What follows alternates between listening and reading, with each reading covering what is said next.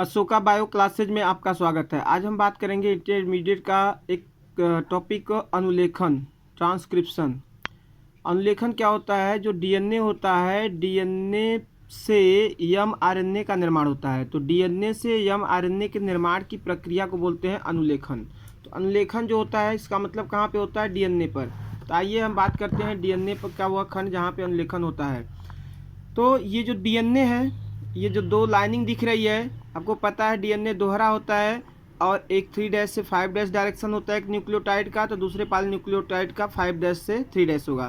तो ये दोनों जो रेखा दिखाया गया है ये है आपके डीएनए। अब ये डीएनए की बात करें तो ये जो आरएनए बनेगा, तो आरएनए बनने के लिए एक एंजाइम चाहिए जिसको बोलते हैं RNA polymerase enzyme. RNA polymerase enzyme, और इसी आरएनए पॉलीमरेज एंजाइम की सहायता से डीएनए से आरएनए बनेगा।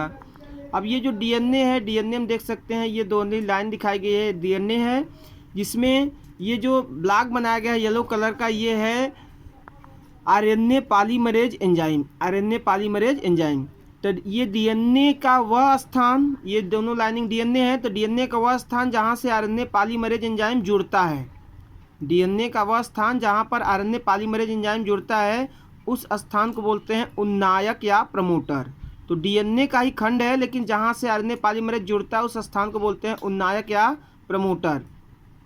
और उन्नायक के पार्टिकुलर किस स्थान से जुड़ता है तो उसको बोलते हैं आप सिग्मा फैक्टर या कारक। तो उन्नायक के सिग्मा फैक्टर से आरएनए पॉलीमरेज जुड़ता है, और जुड़ता है तब यहीं से जो अनुलेखन यानी आरएनए बनने की प्रक्रिया की शुरुआत होती है। इसके बाद डीएनए का वह स्थान जहाँ पे क्या होता है, आरएनए पॉलीमरेज एंजाइम बाहर निकलता है। मान लो यहाँ से बाहर निकल रहा है, तो यह स्थान जो कहलाता है क्या? यह स्थान जो है, यह स्थान कहलाता है समापक। यहाँ जहाँ पे आरएनए बनने की प्रक्रिया समाप्त होगा, डीएनए का वह भाग जहाँ पे आरएनए बनने की प्रक्रिया समाप्त होगा उसे बोलते हैं समापक। तो समापक ये स्थान हो गया, और समापक में भी एक निश्चित स्थान होता है, इसको बोलते हैं रो फैक्टर। तो समापक के रो फैक्टर से क्या होता है, आरएनए पॉलीमरेज निकल कर बाहर जाता है। तो यानी शुरुआत कहाँ से हुआ? उन्नायक से, और समापन कहाँ हुआ? शुरुआत होता है आरएनए बनने की प्रक्रिया का उन्नायक से, और जो आखिरी सिरा जो समापक होता है वहाँ पे समाप्त होता है। यानी बनना शुरू होता है उन्नायक से, समाप्त होता है समापक पर। तो कितना दूर तक बना? उन्नायक से लेके समापक के बीच। तो जितना दूर तक आरएनए डीएनए से आरएनए बनता है, इस डीएनए खंड को बोलते हैं संरचनात्मक जीन। यानी ये संरचनात्मक जीन हो गया। अब बात करें उन्नायक जो होता है, तो उन्नायक किस सिरे पर होता है? तो डीएनए के 5' सिरे पर क्या होता है? उन्नायक। तो 5' सिरे पर उन्नायक हो गया। तो समापक किस सिरे पर होगा? 3' सिरे पर। 3' सिरे पर समापक होता है और 5' सिरे पर उन्नायक होता है। इसमें देखा जाए तो ये जो होता है आपका 5' से 3', ये तो क्लियर हो गया कि 3' पे क्या है आपका उन्नायक, और 5' पे क्या है आपका, 5' पे है उन्नायक और 3' पर है समापक। तो इसमें जो होता है 5' से 3' वाली जो डायरेक्शन है, 5' से 3' ये वाली, और इसके बात करें ये, तो ये जो होता है 3' से 5' वाला जो सिरा है, 3' से 5' वाला सिरा जो है किसका काम कर रहा है? टेम्पलेट का, सांचे का, फ्रेम का। कौन सा सिरा?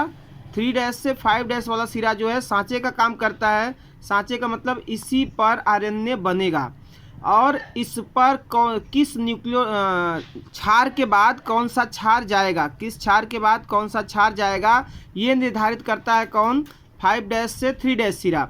तो 5' से 3' सिरा को क्या बोलते हैं? कोडिंग रज्जु। और किस पर बनता है आरएनए? 3' से 5' सिरा पर, तो इसको बोलते हैं टेम्पलेट रज्जु।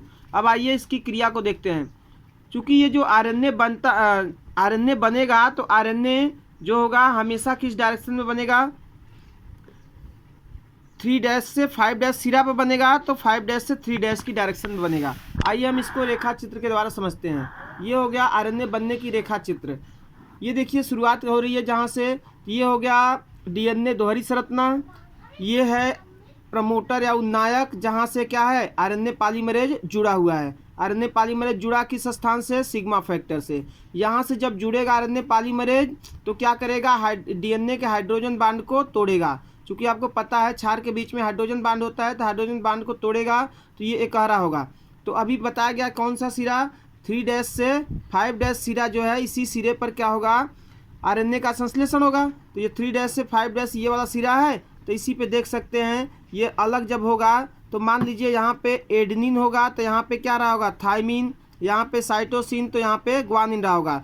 तो अलग से उस कोशिका में अलग से जो आरएनए का न्यूक्लियोटाइड है आके इस पर जुड़ेगा, किस पर, 3' वाली भुजा पर जुड़ने लगेगा, और ये आरएनए पॉलीमरेज आगे बढ़ता जाएगा और आरएनए के न्यूक्लियोटाइड इसमें जुड़ते जाएंगे। इस तरह से ये आगे बढ़ता जाएगा, ये जुड़ते जाएंगे, तो ये लिपटता जाता है डीएनए। तो जब डीएनए लिपटता जाता है तो आरएनए क्या होता है, बाहर की तरफ आता जाता है, और ये आरएनए पॉलीमरेज कहाँ पहुँचेगा, समापक के किस स्थान पर, रो फैक्टर पर। तो रो फैक्टर से क्या होगा, आरएनए पॉलीमरेज बाहर निकल जाएगा, और बाहर निकल जाएगा, डीएनए लिपट जाएगा आपस में, और ये आरएनए जो है उसमें से छिलके की भांति बाहर निकल जाता है।